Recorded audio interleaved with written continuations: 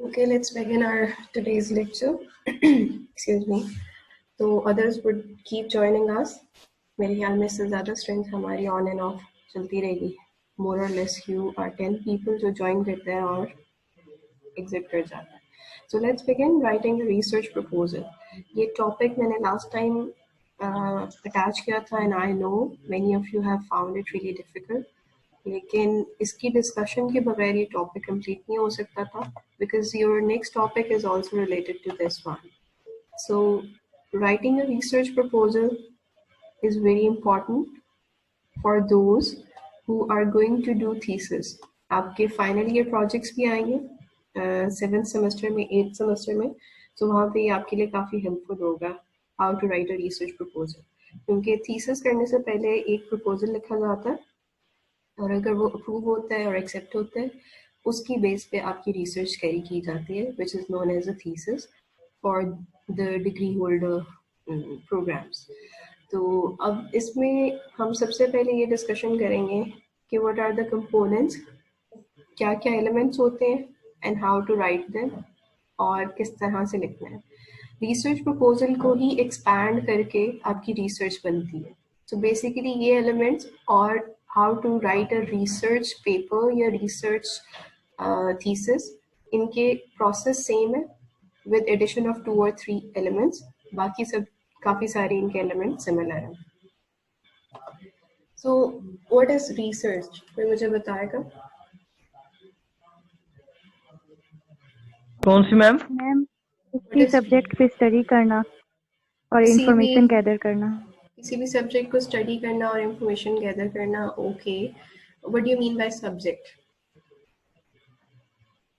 Ma'am जैसे कोई topic research वगैरह मैम खास चीज के लिए जो हो उस पर रिसर्च करना okay you both are correct in a way that subject could be a topic and that topic could be anything in your mind क्योंकि आपको लगता है कि कोई रिसर्च गैप है आपको लगता है इस पर रिसर्च होनी चाहिए या हम चेक करें कि इसका इफेक्ट क्या होगा या इससे कुछ addition yes to explore statistics भी शामिल करते हैं exactly to explore to study to find out so basically research is to explore to study and to find out so research proposal is a document that provides a detailed description of intended program अब आपके mind में कोई conflict आया है कोई question आया है and you want to know कि इसका इफेक्ट क्या है and you want to study that topic तो उसको कैरी आउट करने के लिए you would be needing a proper research design उस डिजाइन के लिए सबसे पहले you will be needing a research proposal it is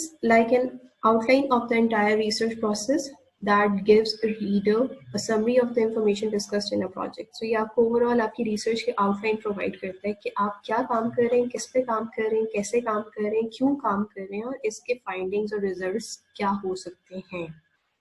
So the objective in writing a proposal is to describe what you will do, why it should be done, how you will do it, and what you expect will be the results. आपकी expectations prove correct भी हो सकती हैं, wrong भी हो सकती हैं. So these are the components.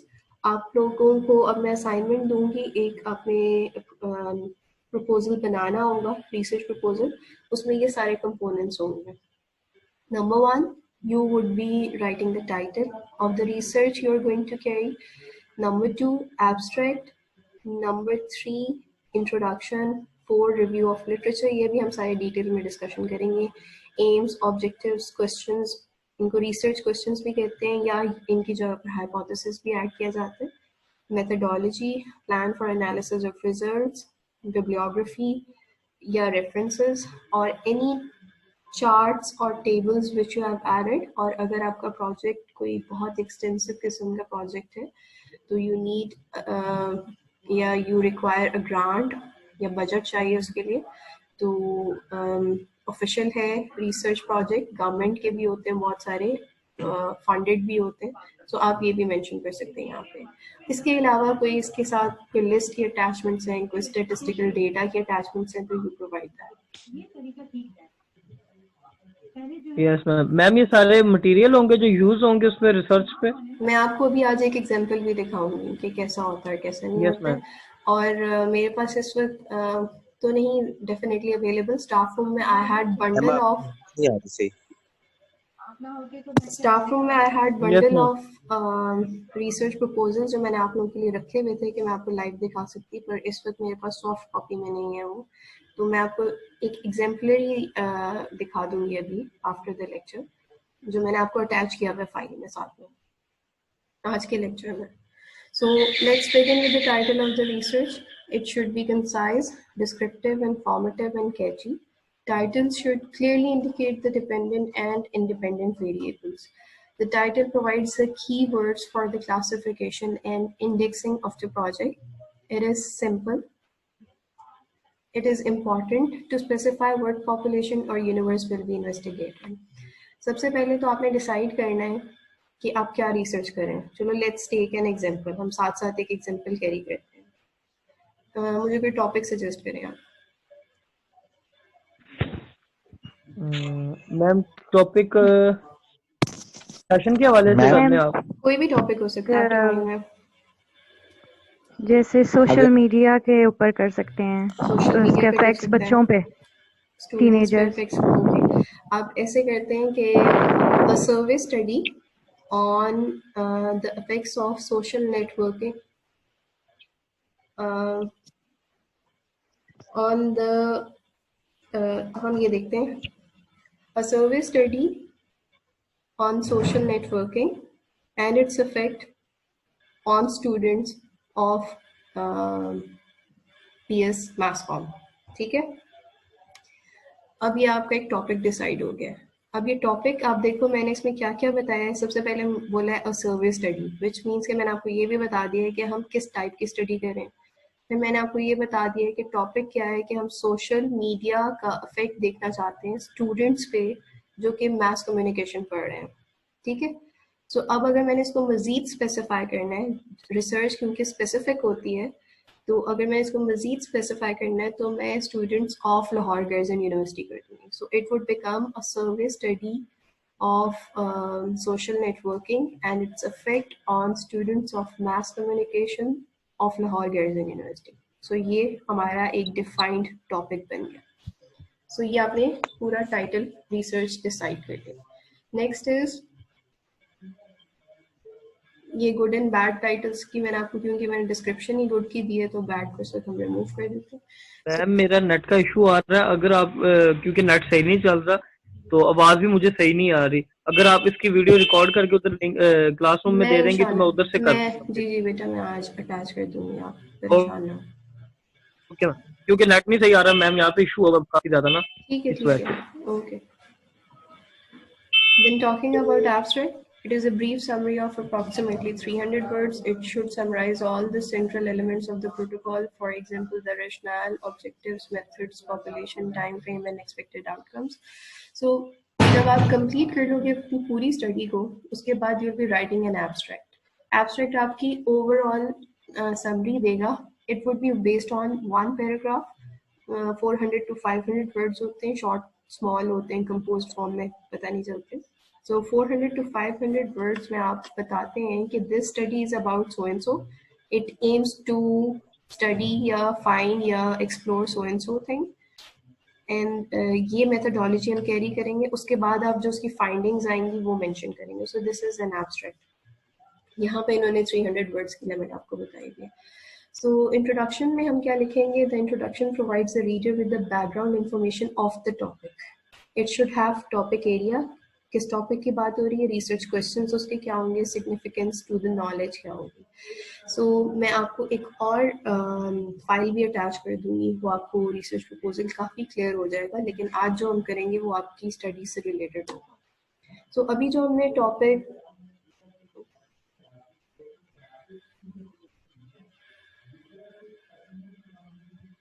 Students, अगर ये काम होंगे तो फिर मुझे भी आपको रिस्ट्रिक्ट करना पड़ेगा. Just give me a second.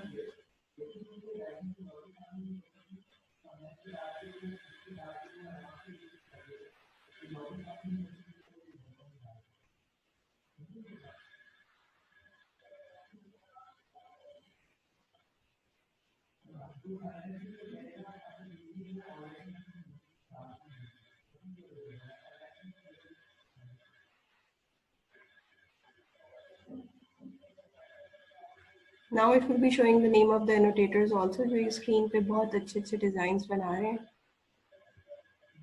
तो इसको पहले रिमूव कर दें और नेक्स्ट टाइम आपका नाम अभी अपीयर हो सॉरी जाएगा. मैम, वो मैं पता नहीं कैसे हो गया, गलती से रिमूव हो गया, करके मुझे लगा बस मेरे क्योंकि पास आपकी हो गया. साइड से रिमूव होगा.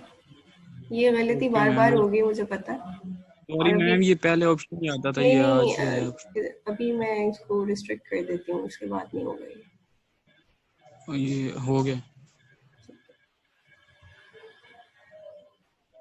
सॉरी.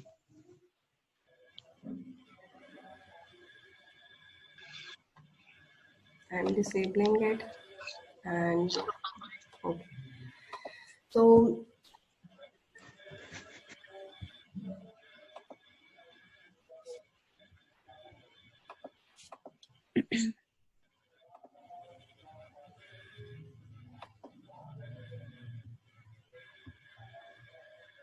introduction में सबसे पहले you would be writing about the broader perspective of that topic. After introduction, इसमें introduction is a combination of आप background देंगे, उसमें research questions बताएंगे, objectives भी बताएंगे कि हम ये study क्यों कर रहे हैं, और significance बताएंगे कि after conducting this study ये किन किन areas में helpful होगी, किन किन लोगों को help कर सकती है. For example, जो topic हमने decide किया है ये कहाँ पे helpful हो सकती है.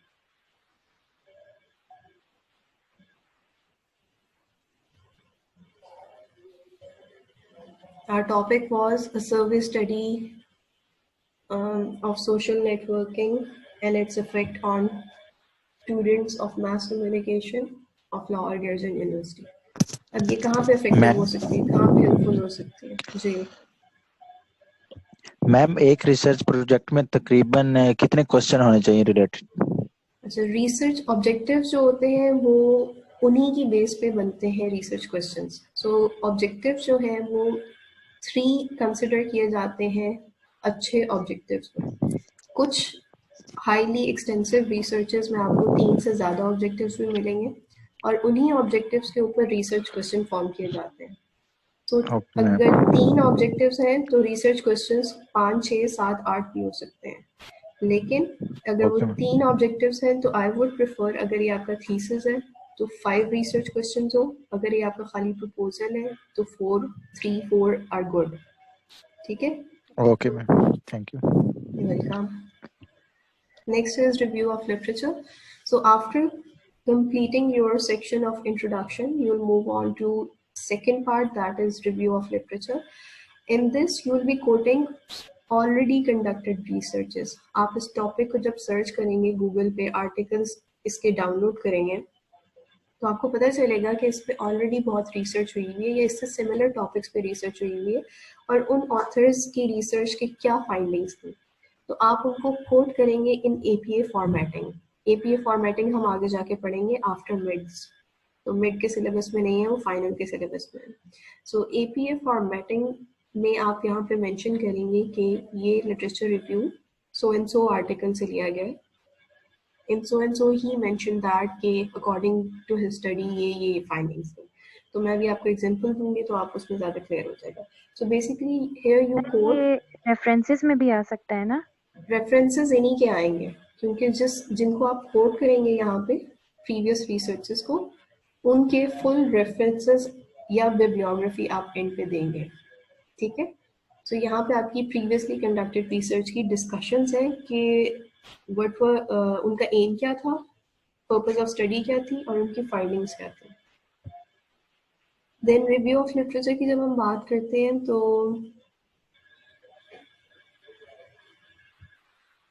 कम से कम अभी क्योंकि आपका रिसर्च प्रपोजल होगा तो आपने 5 रेफरेंसेस देने होंगे इसमें. ठीक है, 5 रिसर्चेस के रेफरेंसेस देने होंगे.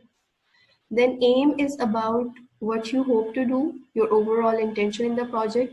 It is what you want to know and aim is therefore generally broad. ये ब्रॉडर होता है. तो इंट्रोडक्शन का जो बिगिनिंग पार्ट है ना वो आपका एम होता है. उसके बाद आप उसको नैरो डाउन करते हो अपनी स्टडी की तरफ कि हम स्टडी कर रहे हैं ये, और उसके बाद आप अपने ऑब्जेक्टिव्स देते हो. ऑब्जेक्टिव्स के बाद रिसर्च क्वेश्चंस के बाद लिटरेचर रिव्यू और फिर लिटरेचर रिव्यू के बाद ये वो ऑब्जेक्टिव्स उन्होंने आपको बताया है कि इसमें क्या होने चाहिए और क्या नहीं होने चाहिए.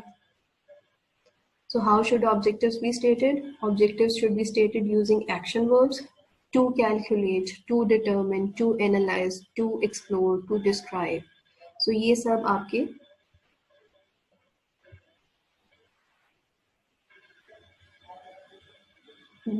verbs जो है आपके उसमें यूज हो रहे होंगे to write objectives. सॉरी मैं ज़रा डिस्ट्रैक्टेड हूँ मैं आप लोगों की, क्योंकि साथ में चैट्स भी आ रही होती हैं और साथ में और चीज़ें भी देख रही होती हैं, तो इसलिए बीच में.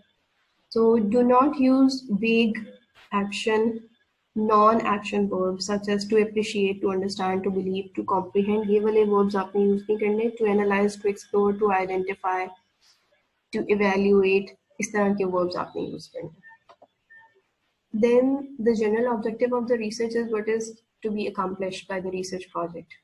वो जो significance की हमने बात की है. Then it is question or hypothesis. Research questions होंगे, मैं आपको भी दिखाऊंगी, ज़्यादा क्लियर होता जाएगा. Definitions आपको याद करने की ज़रूरत नहीं है.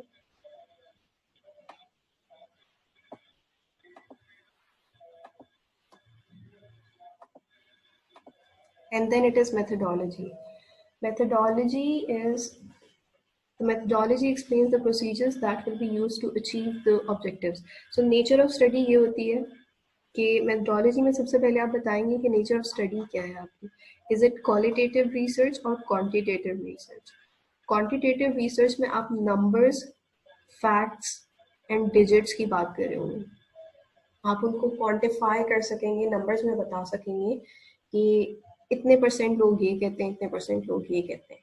क्वालिटेटिव में ये होता है कि आप, क्योंकि लेट्स से आप किसी नॉवल का एनालिसिस कर रहे हैं, तो अब उसमें आप डेटा नहीं कैद कर सकते, उसमें नंबर्स नहीं आप बता सकते, उसमें आप ऑथर की डिस्क्रिप्शन की डिस्कशन करेंगे और उसी पे डिबेट करेंगे. सो वो होगी क्वालिटेटिव, जिसमें नो नंबर्स आर इन्वॉल्व, और जहाँ पे नंबर्स इन्वॉल्व होंगे वो भी क्वांटिटेटिव, क्वांटिटी जो बता रहा होगा. So, इसमें अब सबसे पहले आप बताएंगे अप्रोच टू द क्वेश्चन कि आपकी क्वांटिटेटिव है, ये क्वालिटेटिव स्टडी है. इसमें भी आगे डिस्क्रिप्टिव और एक्सप्लोरेटरी रिसर्चेस होती हैं, वो काफ़ी डिटेल्स होती हैं. वो आप पूरा कोर्स पढ़ोगे 7th सेमेस्टर में या 4th 5th सेमेस्टर में, तो वो उसमें आपको आइडिया हो जाएगा. रिसर्च मेथोडोलॉजी का पूरा एक कोर्स होता है आपका. So second is research design. Design कैसे करोगे इसको, वो भी मैं भी आपको दिखाती हूँ. उस डिज़ाइन में आप यही बताएंगे कि आप क्वेश्चनर बना रहे हैं या इंटरव्यू क्वेश्चंस के थ्रू करेंगे. सो आप अपना बेसिकली इंस्ट्रूमेंट बताएंगे, टूल क्या होगा आपका research tool. So that could be questionnaire, that could be interview, that could be observatory data. जैसे आपने ट्रैफिक सिग्नल्स की वीडियोस ले ली है और उनका एनालिसिस कर रहे हैं, तो वो क्वालिटेटिव स्टडी हो जाएगी. सो आप रिसर्च डिज़ाइन में ये सब मेंशन करेंगे कि what is your instrument or research tool. इसके बाद इंक्लूजन और एक्सक्लूजन क्राइटेरिया ये होता है कि अब आप लेट्स से अगर मैं कहती हूँ कि खाली मास कॉम के स्टूडेंट्स, तो मास कॉम के स्टूडेंट्स खाली LGU में नहीं है, लाहौर की बहुत सारी यूनिवर्सिटीज़ हैं, उन सब की यूनिवर्सिटीज़ में मास कम्युनिकेशन का डिपार्टमेंट है. सो अब आप सबको तो नहीं जाके अप्रोच कर सकोगे, सबसे क्वेश्चनर नहीं फिल करा सकोगे. तो इंक्लूजन क्राइटेरिया इज कि आप खाली LGU के स्टूडेंट्स को इंक्लूड करें और बाकी सब यूनिवर्सिटीज़ को एक्सक्लूड करें. तो दिस इज इंक्लूजन और exclusion criteria. Ma'am questionnaire qualitative में भी होगा ना, क्योंकि डेटा इकट्ठा उसमें भी तो थोड़ा करना है. क्वालिटेटिव में नहीं होगा, क्वालिटेटिव में नहीं होगा. क्वेश्चनियर प्योरली क्वांटिटेटिव में होता है.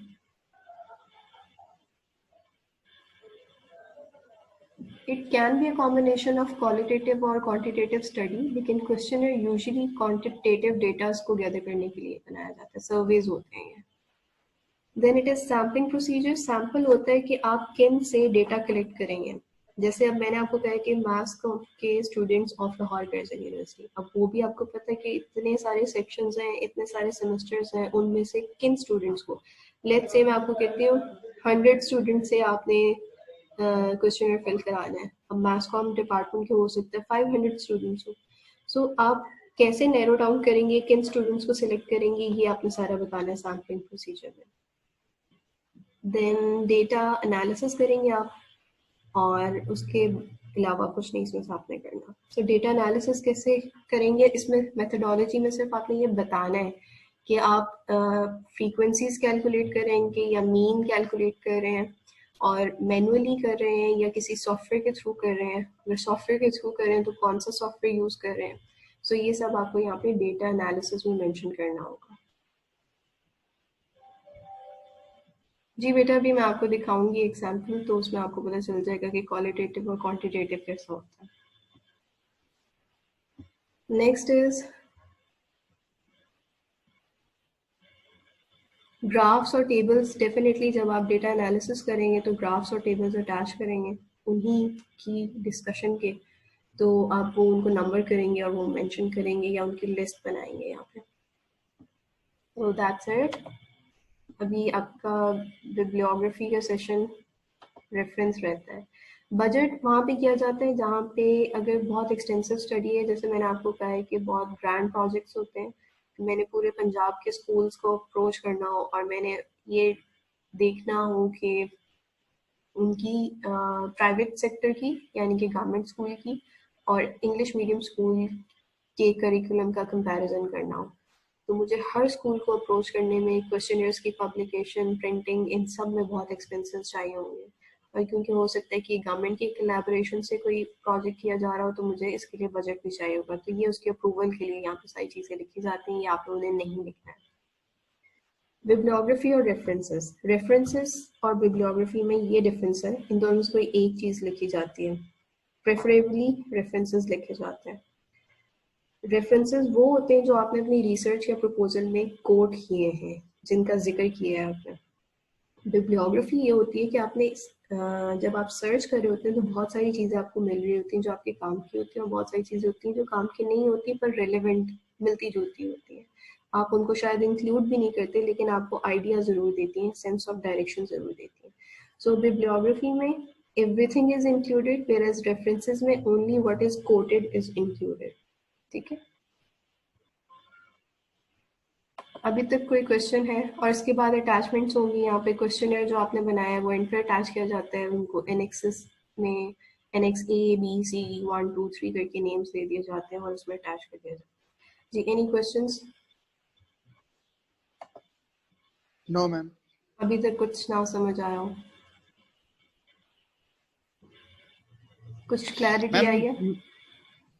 मैम मैंने सिर्फ ये पूछना था कि जिस तरतीब में स्लाइड्स में इन्होंने टॉपिक दिखाए हैं, जिस तरह पहले टाइटल फिर ऑब्जेक्टिव, उसी तरतीब में हम रिसर्च पेपर में लिखेंगे या तरतीब हम अपनी मर्जी से रख सकते हैं? लेआउट मैं आपको अभी यहाँ पे अपलोड कर दूंगी क्लास के बाद अनाउंसमेंट में, तो आप उसको फॉलो कर लीजिएगा।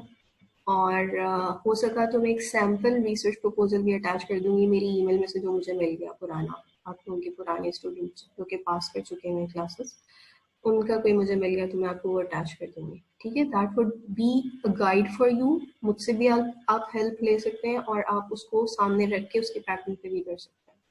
ठीक है मैम, जो आपने असाइनमेंट का कह रही हैं कि हम रिसर्च प्रपोजल अपना लिखेंगे, तो कोई भी रैंडम टॉपिक पे निकाल के कर लें?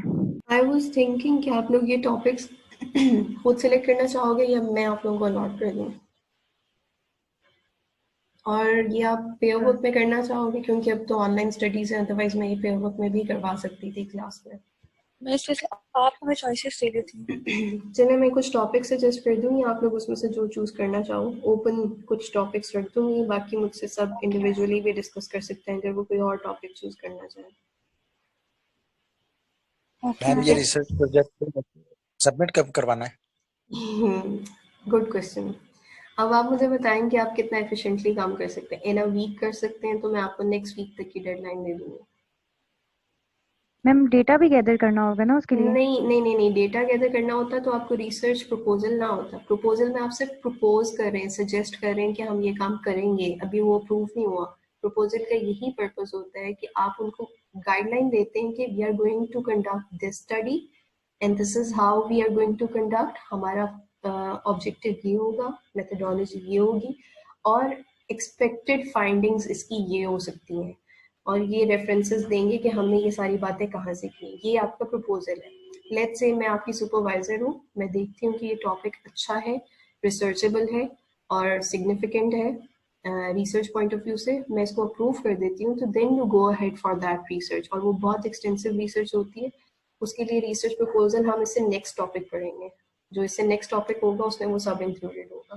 तो ये एक स्मॉल स्केल पे होगा, इसका मैक्सिमम 2 to 3 पेजेस का आपने बनाना होगा, इससे ज़्यादा नहीं बनाना होगा। जो आपका रिसर्च प्रपोजल होगा वो 2 to 3 पेजेस का होगा। जो रिसर्च पेपर होगा वो that could go to any length जितनी आप करना चाहें। कुछ आइडिया हुआ है आप लोगों को? Yes ma'am. Hamza, no ma'am, all clear ma'am, within 1 week we will submit. चलें जी, आप लोग सब डिसाइड कर लें। अभी आज का टॉपिक कितना क्लियर मैम होता है उस पर डिपेंड करता है, क्योंकि this is very important topic. इससे नेक्स्ट वाला टॉपिक भी बहुत इंपॉर्टेंट है, और मैं चाहती थी कि हम सब ये क्लास में करते, पर सिचुएशन ऐसी है कि हम नहीं कर मैम सकते। जी रिमशा का मैसेज आया कि उसका नेट खराब है और वो नहीं क्लास ले पा रही। चलो और ठीक है। दूसरा है कि मैम मैंने पूछा था आपका थीसिस किस पे था? मेरे थीसिस किसके, मास्टर्स के या एमफिल के? किसी के भी दोनों के बता ओके, मेरा क्योंकि लिंग्विस्टिक्स की फील्ड थी तो मेरे दोनों के लिंग्विस्टिक्स की फील्ड के ही थे, जिसमें से मैं मेजर टॉपिक आपको बता देती हूँ। एमफिल का मेरा it was about language anxiety, and जो मेरा मास्टर्स का थीसिस था it was about affect of students, affect of teachers written feedback on students performance था। ठीक है, यस। सो ये हमारा सेशन एंड होने वाला है। अगर आप लोग कहते हो तो we'll begin another session. मैं लिंक दोबारा अटैच करती हूँ तो आप उसको ज्वाइन कर लें। अदरवाइज ये जो मैंने यस अदरवाइज आप जल्दी से सुन लें ये बात, ये जो मैंने सेकंड लिंक अटैच किया हुआ है, दिस इज वन सैंपल जिसमें आप पॉइंट समझ आ जाएंगे। आपने इसको फॉलो, मतलब इसका लेआउट फॉलो नहीं करना, पर आपको ये समझ आ जाएगा कि किसमें क्या मेंशन करना है। For example, the topic here is a research proposal investigating social media influence on the spending habits of fashion products by teenager in an urban high school setting in Massachusetts, USA. इसके बाद miss उन्होंने हमारा syllabus खत्म हो गया हुआ है?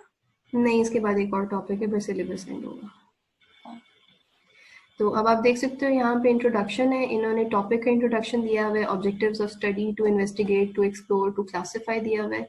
आप इसको एक दफ़ा स्टडी करें, अगर नहीं समझ आता तो फिर हम इसको दोबारा कर लेंगे। और डेडलाइन हम नेक्स्ट वीक पे भी कर सकते हैं, क्योंकि आपके mids are going to begin from 20th, तो उसकी अनाउंसमेंट मिस भी नेट्स ऑफिशियल का 20th ऑफ कुछ अप्रैल। इन्फॉर्मेशन है ऑनलाइन में अभी कैसे तक होंगे? फाइनल कुछ नहीं हुआ, जैसे फाइनल होगा आई विल अपडेट यू। तो ऑब्जेक्टिव्स के बाद ये रिसर्च क्वेश्चंस हैं यहाँ पे, और ये रिसर्च क्वेश्चंस ऑब्जेक्टिव्स पे बेस करते हैं। तो मैं आपको चाहूंगी कि हमारा एक और सेशन हो जाए इस पे, फिर उसके बाद आप मीनवाइल काम करते रहें और अपना काम की डिस्कशन प्रॉब्लम्स मुझसे डिस्कस कर सकते हैं। Okay, next is significance of the study, scope of the study, literature review. आप लिटरेचर रिव्यू में देख सकते हैं इन्होंने रेफरेंसेस दिए हुए हैं, सो एंड सो स्टडी में, सो एंड सो ईयर में, ये एपीए के अकॉर्डिंग सारे हैं। Then after literature review they have given project description, जिसमें डिज़ाइन है, methodology इसको ही कहते हैं, target population, sampling, data collection कैसे होगी, they have mentioned that, learning outcomes यानी कि significant study क्या होगी, और फिर उसके बाद they have given you references. So this is research proposal. एक लेआउट मैं आपको भेज देती हूँ, आपको आइडिया हो जाएगा कि आपने उसको फॉलो करना है। कवर पेज होगा और that will be your assignment of research proposal. Any question before ending the session जो कि खत्म होने वाला है? मैम नेक्स्ट सेशन होगा या बस एंड? आप बता दें मुझे, if you want to carry तो मैं कर सकती हूँ। मैम इस तरह करते हैं ना कि हम रिसर्च करते हैं, मतलब इस पे काम करते हैं। Exactly, और मैं भी ये अगर कह रही हूँ कि you कोई start तो working on next- it. Exactly, you start working on it. Things will get clear. कुछ चीज़ें क्लियर होंगी, कुछ कंफ्यूजन्स होंगी। जो कंफ्यूजन्स होंगी वो हम अपने नेक्स्ट जूम वाले सेशन में क्लियर कर लेंगे, और मैं उसमें आपको काफ़ी क्लियर एक सैम्पल और दिखा दूँगी। उससे आपको 100% क्लियर हो जाएगा। तो उससे नेक्स्ट वीक हम मंडे ट्यूसडे तक फिर सबमिशन रख लें। सो मैं आपको 10 days आप टॉपिक सेंड कर दें। टॉपिक्स में आपको मुझे रिमाइंड करवा दीजिएगा CR एंड GR, ठीक है? मैम खुद से भी मैम इस टॉपिक तरह चूज करें, कर आप सकते अपने हैं? आप तरफ खुद से से भी भी चूज कर सकते हैं। I given you 2 Yes, ma'am. choices, you can choose it on your own, लेकिन मुझसे अप्रूव करवा लें पहले। एक लिस्ट बना के CR को या GR को सेंड कर दें, वो मुझे सेंड कर देगी, मैं अप्रूव कर दूंगी। जिनके अप्रूव नहीं होंगे आप वो मेरे टॉपिक्स में से कोई चूज कर सकें। Ma'am okay ma'am. ये मैथ मीडिया से रिलेटेड हो या किसी टॉपिक से भी रिलेटेड हो? प्रेफरेबली आप मैथ मीडिया से कर लें तो ज्यादा बेहतर है, नहीं मिलते तो आप कोई जनरल से टॉपिक्स पे भी कर सकते हैं। Okay ma'am. ठीक है, चलें, thank you so much. I will upload okay the ma'am, अल्लाह रिकॉर्डिंग। हाफिज। मैं रिकॉर्डिंग को कंप्रेस करके अपलोड कर देती हूँ, ठीक है? Okay ma'am, thank you thank so you. Much. अल्लाह थैंक यू, हाफिज। अल्लाह हाफिज। अल्लाह हाफिज। हाफिज। हाफिज।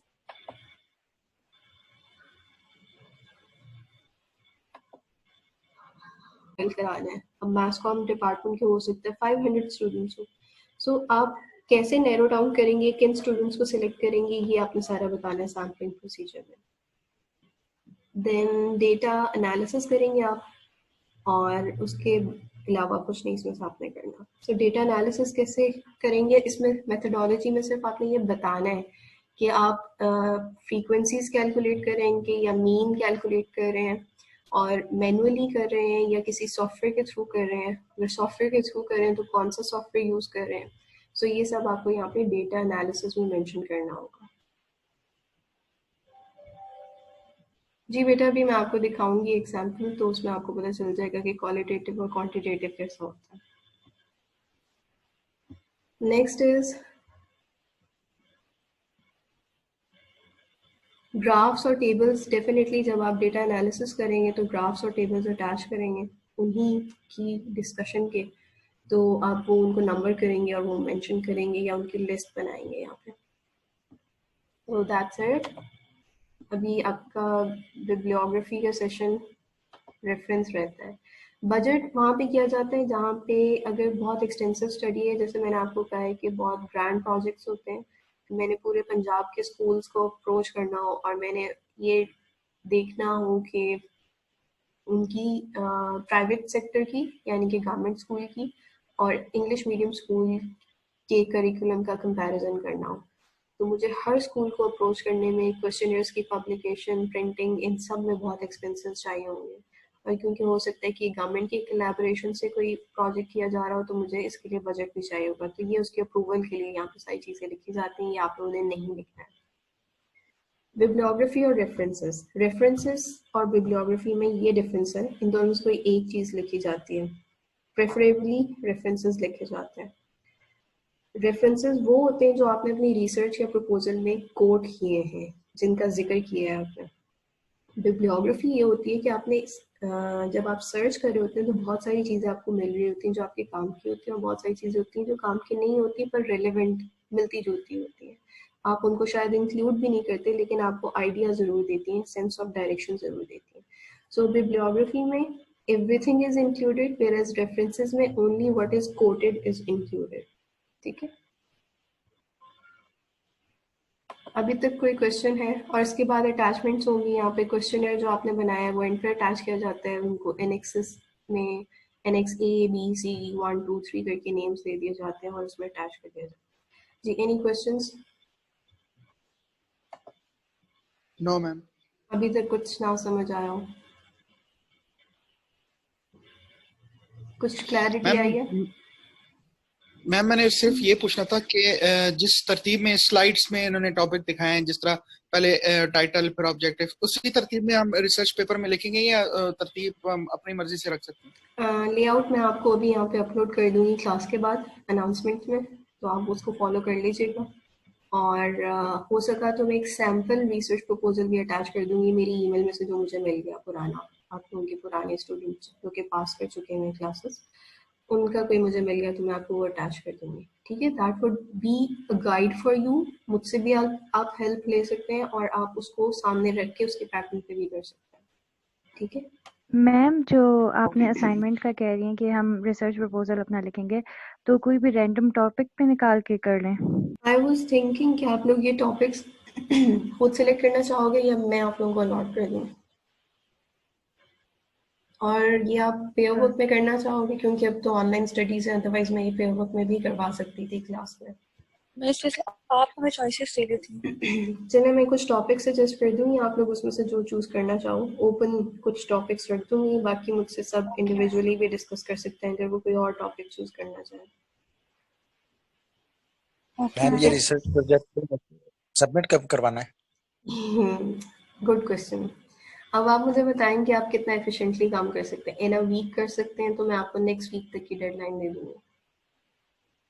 मैम डेटा भी गैदर करना होगा ना उसके लिए? नहीं, डेटा गैदर करना होता तो आपको रिसर्च प्रपोजल ना होता। प्रपोजल में आप सिर्फ प्रपोज कर रहे हैं, सजेस्ट कर रहे हैं कि हम ये काम करेंगे, अभी वो अप्रूव नहीं हुआ। प्रपोजल का यही पर्पस होता है कि आप उनको गाइडलाइन देते हैं कि we are going to conduct this study and this is how we are going to conduct. हमारा ऑब्जेक्टिव ये होगा, मेथडोलॉजी ये होगी और एक्सपेक्टेड फाइंडिंग्स इसकी ये हो सकती हैं, और ये रेफरेंसेस देंगे कि हमने ये सारी बातें कहाँ से की। ये आपका प्रपोजल है। लेट्स से मैं आपकी सुपरवाइजर हूँ, मैं देखती हूँ कि ये टॉपिक अच्छा है, रिसर्चेबल है और सिग्निफिकेंट है रिसर्च पॉइंट ऑफ व्यू से, मैं इसको अप्रूव कर देती हूँ। तो then you go ahead for that research, और वो बहुत एक्सटेंसिव रिसर्च होती है। उसके लिए रिसर्च प्रपोजल हम इससे नेक्स्ट टॉपिक पढ़ेंगे, जो इससे नेक्स्ट टॉपिक होगा उसमें वो सब इंक्लूडेड होगा। तो ये एक स्मॉल स्केल पे होगा, इसका मैक्सिमम 2 to 3 पेजेस का आपने बनाना होगा, इससे ज़्यादा नहीं बनाना होगा। जो आपका रिसर्च प्रपोजल होगा वो 2 to 3 पेजेस का होगा। जो रिसर्च पेपर होगा वो that could go to any length जितनी आप करना चाहें। कुछ आइडिया हुआ है आप लोगों को? Yes ma'am. Hamza, no ma'am, all clear ma'am, within 1 week we will submit. चलें जी, आप लोग सब डिसाइड कर लें। अभी आज का टॉपिक कितना क्लियर मैम होता है उस पर डिपेंड करता है, क्योंकि this is very important topic. इससे नेक्स्ट वाला टॉपिक भी बहुत इंपॉर्टेंट है और मैं चाहती थी कि हम सब ये क्लास में करते, पर सिचुएशन ऐसी है कि हम नहीं कर मैम सकते। जी रिमशा का मैसेज आया कि उसका नेट खराब है और वो नहीं क्लास ले पाई। चलें और ठीक है। दूसरा है कि मैम मैंने पूछा था आपका थीसिस किस पे था? मेरे थीसिस किसके, मास्टर्स के या एमफिल के? किसी के भी दोनों के बता दो। ओके, मेरा क्योंकि लिंग्विस्टिक्स की फील्ड थी तो मेरे दोनों के लिंग्विस्टिक्स की फील्ड के ही थे, जिसमें से मैं मेजर टॉपिक आपको बता देती हूँ। एमफिल का मेरा it was about language anxiety, and जो मेरा मास्टर्स का थीसिस था it was about affect of students, affect of teachers written feedback on students performance था। ठीक है, यस। सो ये हमारा सेशन एंड होने वाला है। अगर आप लोग कहते हो तो वील बिगिन अनदर सेशन। मैं लिंक दोबारा अटैच करती हूँ तो आप उसको ज्वाइन कर लें। अदरवाइज ये जो मैंने यस अदरवाइज आप जल्दी से सुन लें ये बात, ये जो मैंने सेकंड लिंक अटैच किया हुआ है, दिस इज वन सैंपल जिसमें आप पॉइंट समझ आ जाएंगे। आपने इसको फॉलो, मतलब इसका लेआउट फॉलो नहीं करना, पर आपको ये समझ आ जाएगा कि किसमें क्या मेंशन करना है। For example, the topic here is a research proposal investigating social media influence on the spending habits of fashion products by teenager in an urban high school setting in Massachusetts, USA. इसके बाद उन्होंने हमारा syllabus खत्म हो गया हुआ है? नहीं, इसके बाद एक और टॉपिक है, फिर सिलेबस एंड होगा।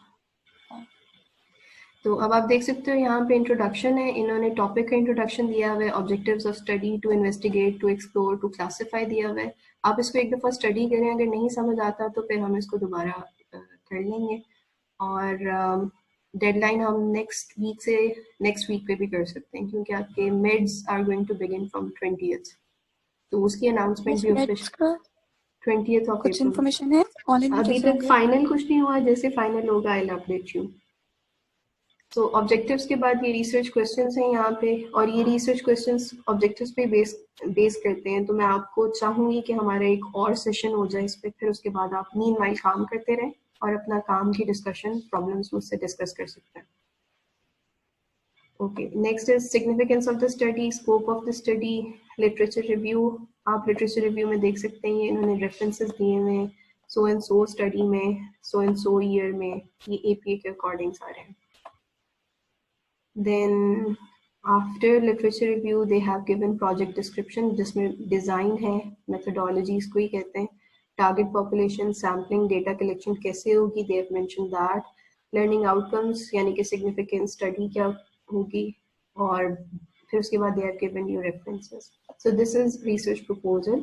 एक layout मैं आपको भेज देती हूँ, आपको आइडिया हो जाएगा कि आपने उसको फॉलो करना है, कवर पेज होगा, और that will be your assignment of research proposal. Any question before ending the session जो कि खत्म होने वाला है? मैम नेक्स्ट सेशन होगा या बस एंड है? आप बता दें मुझे, if you want to carry तो मैं कर सकती हूँ. मैम इस तरह करते हैं ना कि हम रिसर्च करते हैं, मतलब इस पे काम करते हैं. Exactly, और मैं भी ये अगर कह रही हूँ कि you कोई start तो working on next- it. Exactly, you start working on it. Things will get clear. कुछ चीजें क्लियर होंगी, कुछ कंफ्यूजन्स होंगी. जो कंफ्यूजन्स होंगी वो हम अपने नेक्स्ट जूम वाले सेशन में क्लियर कर लेंगे, और मैं उसमें आपको काफी क्लियर एक सैंपल और दिखा दूंगी. उससे आपको 100% क्लियर हो जाएगा. तो उससे नेक्स्ट वीक हम मंडे ट्यूसडे तक फिर सबमिशन रख लें. सो मैं आपको 10 डेज आप टॉपिक सेंड कर दें. टॉपिक्स में आपको मुझे रिमाइंड करवा दीजिएगा, CR एंड GR. ठीक है मैम खुद से भी मैम इस टॉपिक तरह चूज करें, कर आप सकते अपने हैं. आप तरफ खुद से से भी भी चूज कर सकते हैं. I given you 2 Yes, ma'am. choices. You can choose it on your own, लेकिन मुझसे अप्रूव करवा लें पहले. एक लिस्ट बना के CR को या GR को सेंड कर दें, वो मुझे सेंड कर देगी, मैं अप्रूव कर दूंगी. जिनके अप्रूव नहीं होंगे आप वो मेरे टॉपिक्स में से कोई चूज कर सकें. Ma'am Okay, ma'am. ये मैथ मीडिया से रिलेटेड हो या किसी टॉपिक से भी रिलेटेड हो? प्रेफरेबली आप मास मीडिया से कर लें तो ज्यादा बेहतर है. नहीं मिलते तो आप कोई जनरल से टॉपिक्स पे भी कर सकते हैं. Okay ma'am. ठीक है, चलें. Thank you so much. I'll upload Okay, ma'am. the Allah recording. Hafiz. मैं recording को compress करके upload कर देती हूँ. ठीक है? Okay, ma'am. Thank you so much. Allah thank you. Hafiz. Allah Hafiz. Allah Hafiz. Hafiz. Hafiz.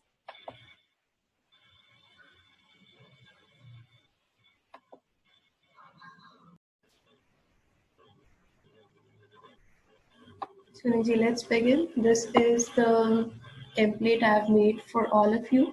ये आपका research paper assignment जो होगी, जिसको आप term paper भी कह सकते हैं. It would be completed before your final exams because it would be time taking. I would be guiding you on every step. You can take any kind of guidance from me. मुझसे discuss कर सकते हैं any sort of problem. So firstly, you will be identifying on which topic you are going to work. So I haven't attached the list here yet, but I do have made 10 topics for you. So your total strength is 27.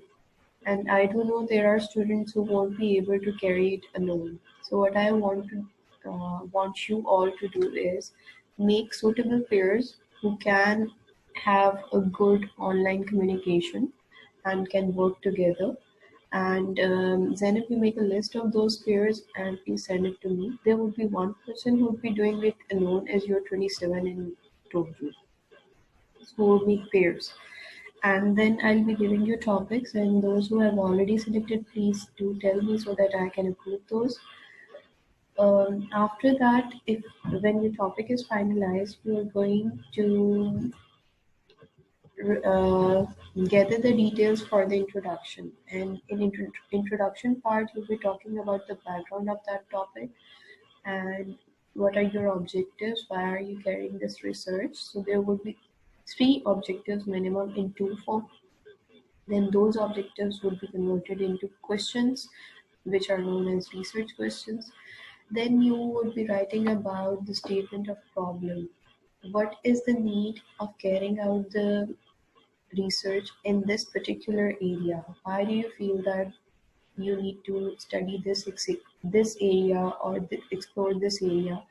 Because whenever there would be a problem, there would be a gap to study and you would be researching on it. So you need to tell that in 3 or 4 precise lines that why are you conducting this study, for what reason you have chosen this, and what would be the result of the study. how would it be beneficial? After that, you'll be telling about the limitations as well in this paragraph, because your research would always have some gaps. It may not be near to excellent in the very first attempt. So you might have some restrictions, some problems, or some hurdles that you have faced during the study or that you might be facing in future. So you need to mention those in limitation section. So this is overall introduction that is composed of almost 3 to 4 paragraphs. First paragraph, background. Second paragraph, narrowing down towards your topic. Third paragraph, a little discussion. Fourth paragraph, Pakistani scenario.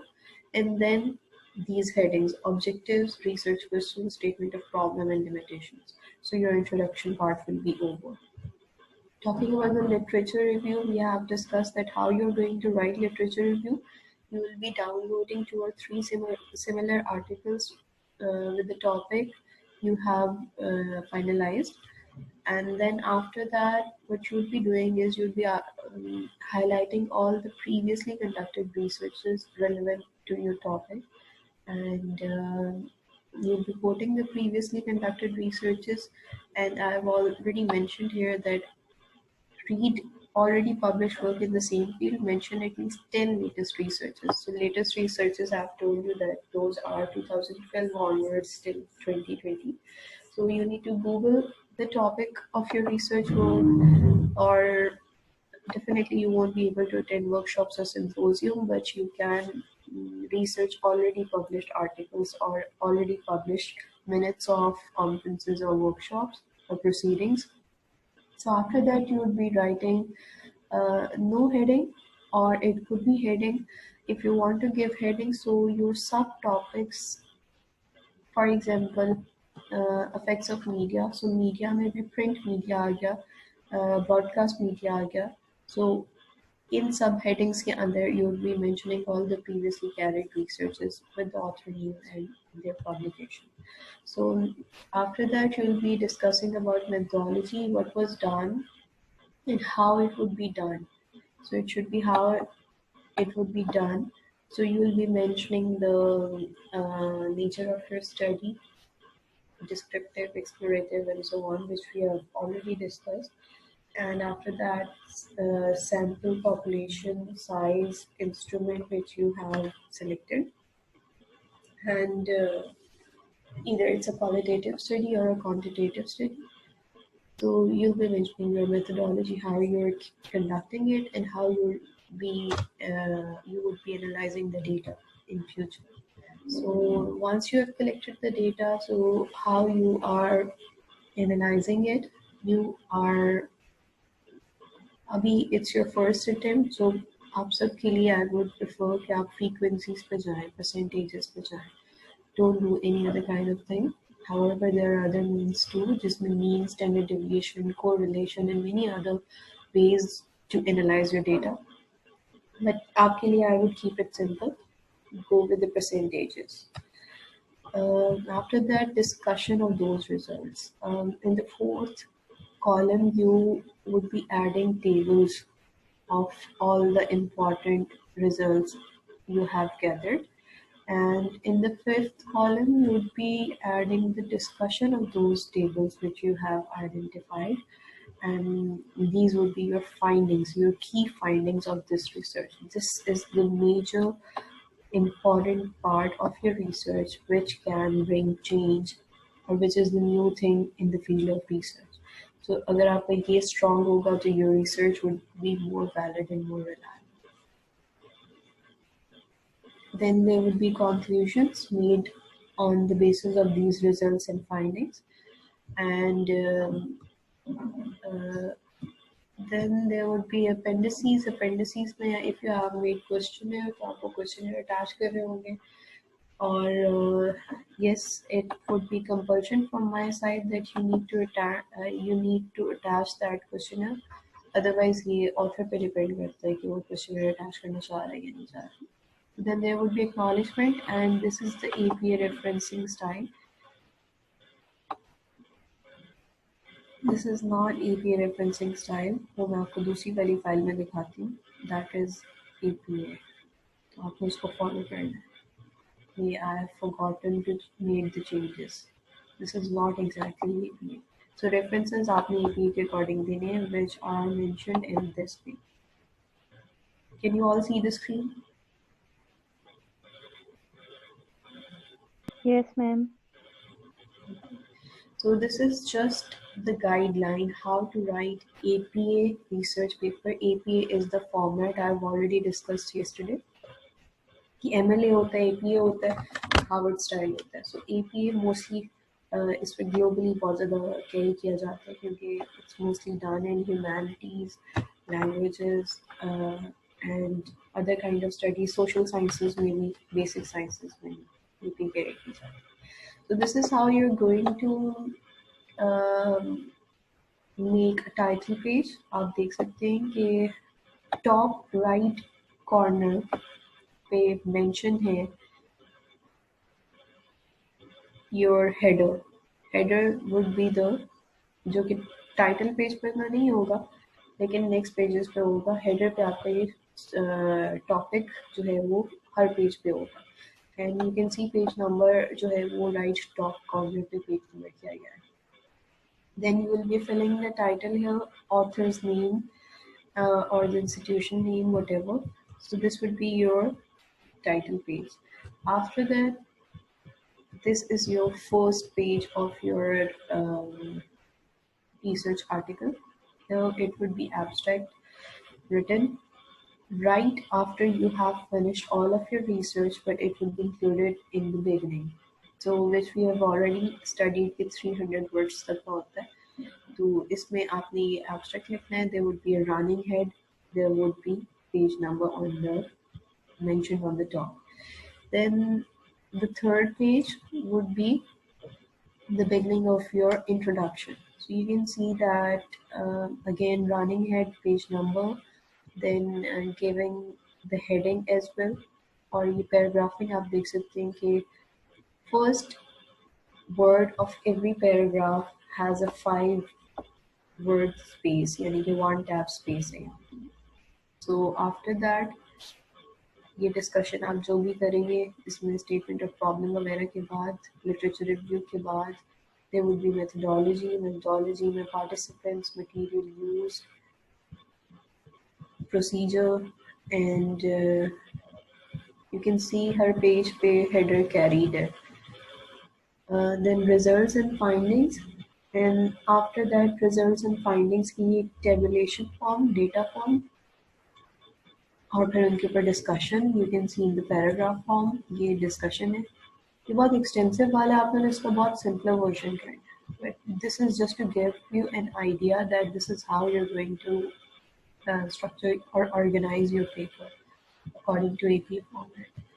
Then after that there will be conclusions and then references. So these are the exact form of this is the exact form of quoting references in APA style. You can see the author's name. For example, it is Zainab Amir. So Zainab Amir के name को अगर मैं convert करती हूँ APA में, तो it would become Amir dot comma Z dot. So Zainab का नाम Zainab नहीं रहेगा, in fact Amir comma Z dot. और फिर जिस year में publication है bracket में वो year, then dot के बाद 1 letter space, title of the research. Then after that if there is a name of the journal as well, तो आप वो journal का नाम भी mention कर देंगे. अब यहाँ पे कोई journal name नहीं है तो they have mentioned the page numbers. Second वाला आप देख सकते हैं कि यहाँ पे Journal of the American Medical Association, page number 196, article number 196, page number 394 to 396. So this is how you quote APA references at the end of your research. So you will be mentioning all the references you have quoted in your research at the end of your research paper. This is a research template. अभी मैंने assignment create नहीं की है. I will be assigning you. So your structure of paper should be, number 1, it should contain a title. For example, they have given you 2 examples here. The effects of social media on youngsters. It is descriptive in nature. आप describe करेंगे what are the effects of social media on youngsters? Are they helpful or are they debilitative? Or conclusive में you would be concluding your research like social media has badly destroyed our youngsters. अब आप एक ही direction में move कर रहे हैं and that is you need to prove that social media has destroyed youngsters' lives. So this is conclusive title. So it could be anything that depends upon the nature of study you're carrying. So once you're done with your research, you'll be writing an abstract that would contain a review of everything you have done. Introduction of the topic would be the, then your objectives would be the methodology, how you carried it, what were the findings, and what is the new thing in your paper. So it is around 150 to 300 words. We have already discussed that in the previous lecture. Introduction with why did you do the study? First section is about the background. Second section is about the nature of work that is being performed. And third section is about the introduction and how you are going to carry this research in Pakistani scenario and what is the current situation of that particular topic in Pakistani scenario. So now you have narrowed it down to the current situation.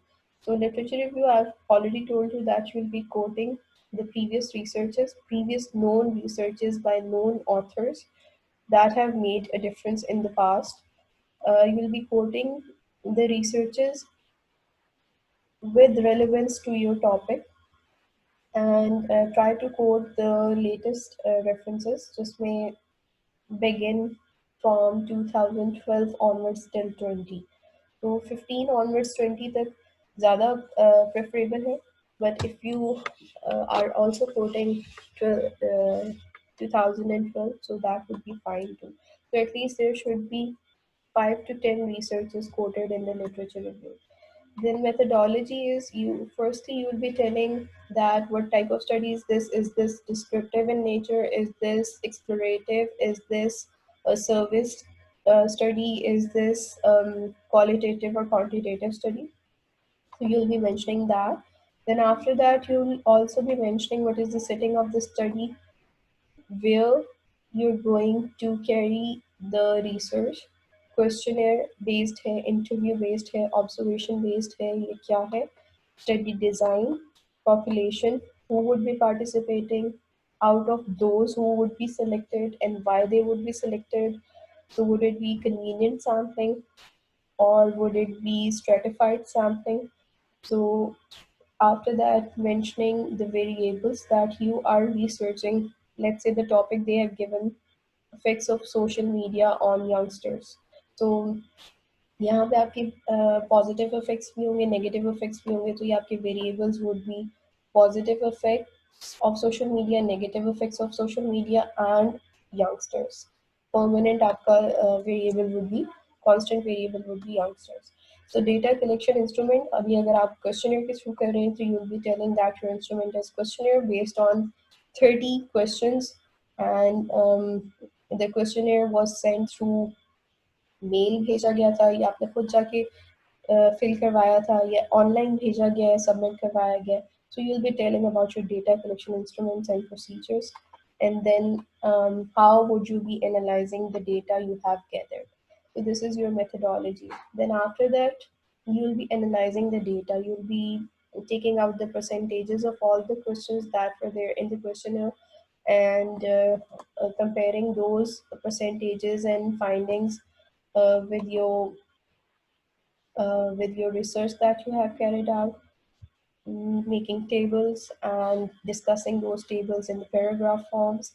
And after that, you'll be cumulatively writing about overall findings that your research um, explored. So conclusion में overall you'll be discussing about the phenomena you were talking about, why you conducted it, what research findings were expected and what were the new things which you were not expecting, and if there is still a gap left, so where is the gap and would it be required in future to carry out the research on that gap or not. Then you'll be writing acknowledgements and references and formatting the research paper. It would be in APA style. Why? Because you would be conducting a topic that would fall under social, natural or life sciences or psychological sciences, तो you'll be following APA style. अगर आप literature या language की study करते हैं तो उसमें usually MLA आता है, बट लिंग्विस्टिक्स में भी APA ही आता है. सिर्फ लिटरेचर की स्टडीज़ हैं जिसमें MLA रहता है. आवर स्टाइल अभी तक बहुत रेयरली यूज़ किया जाता है, so mostly globally APA style formatting is being followed in all the journals, in all the known journals. So is there any confusion till now? No, ma'am. Okay, so can you see this image on the screen? Yes, ma'am. Okay, so here is the difference between research proposal versus research report. तो वो आपको ये बताना चाह रहे हैं कि basic differences क्या है. मैंने आपको बताया था रिसर्च प्रपोजल में there are no there is no collection of data.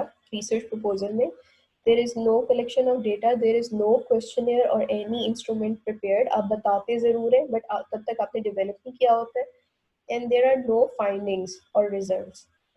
Whereas in research paper, it is a complete paper that contains title, introduction, literature review, methodology, data collection and analysis, findings, conclusions, references, abstract, and questionnaire attached at the end of the research paper or thesis. Jeeva, you wanted to ask something? Yes, ma'am. Ma'am, research report or research paper is the same thing? Research report or research paper is kind of same. Research report अगर तो वो thesis है तो it would be of word count बहुत ज़्यादा होगा उसका. It would be around 100 pages भी हो सकता है. और research paper is of 10 pages maximum, 4-5 pages, depend करता है आपकी research कितनी extensive है. So research report is more extensive, whereas research paper is precise form of your research, but that contains all the elements that we have discussed. होता सब कुछ वही है. जी, there was another one who wanted to ask question. Who was raising the hand? Ma'am मैं थी. जी ज़रा. Ma'am research paper और report जो है इसमें भी ड्यूरेशन लिखते हैं जैसे रिसर्च प्रपोजल में लिखते हैं पूरा Research टाइम paper पीरियड. में it is not required, but if you want to mention that research was carried out, research भी बहुत types की होती है. इसको longitudinal और cross sectional भी कहते हैं. For example, ये कोरोना वाली research आपकी within a month or 2 months complete नहीं हो सकती है. It would be carried out over the years, 4-5-6 maximum 10 years भी हो सकते हैं. तो इसको बोलते हैं longitudinal research, जो कि आप एट अ स्ट्रेच करो, और जो क्रॉस सेक्शनल होती है वो ओवर द ईयर्स होती है. जैसे for example if a cancer patient, उसकी ट्रीटमेंट, उसका क्योर फाइंड आउट किया जा रहा है और वो आपको पता है कि दैट टेक्स ओवर 10-15 ईयर्स. आप एक पेशेंट की केस हिस्ट्री जानते हैं पिछले 10 से 15 सालों की, तो that would be cross sectional. ठीक है, तो शॉर्टर पीरियड ऑफ टाइम की दैट इज लॉन्गिट्यूडनल. जी हमजा, रिसर्च पेपर बुकलेट की तरह होता है ना? रिसर्च पेपर बुकलेट की तरह नहीं होता. मैं आपको अभी रिसर्च पेपर दिखा दूंगी नेक्स्ट लेक्चर में. अगर आप लोग कहते हैं, we have a lecture on Friday, so I will be showing you one simple form of research paper, how you going to write it. मैं आपको टेम्पलेट भी नेक्स्ट लेक्चर में डिस्कस कर लेती हूँ, so that you start working on it and topics भी आपको दूँ. So next lecture would be about the topics of your assignment. It would be about the research paper, how you're going to write it, and how you're going to carry out the research. Differences देख लेते हैं. Next is written at the beginning of research proposal, before the research, ये हम बात कर चुके हैं, and it is written, research paper is written after the research is carried out. Research proposal contains sections such as introduction, background, literature review, research questions, methodology, aims and objectives. That's it. Whereas in research paper, we are writing about background, introduction, literature review, research questions, methodology, aims and objectives. plus findings, analysis, results, conclusions, recommendations, and citations. So this is the difference. Research proposal is very short in length, whereas research paper is quite longer than the research proposal. So this is how a proposal is different from research paper.